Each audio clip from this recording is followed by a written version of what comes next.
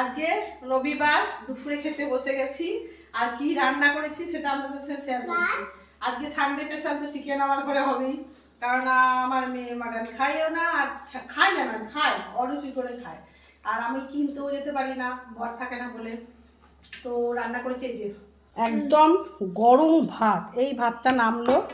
আর করেছি শুক্তোতে যা যা লাগে সব কিছু দিয়ে করেছি শুক্তো, কাঁচাকলা, বেগুন, ডাঁটা, করলা দিয়ে শুক্তো। আর এখানে আলু সেদ্ধ করেছি, আর চিকেন পাতলা মানে কষা কষা করেছি, আজকে আলু দিয়ে করিনি।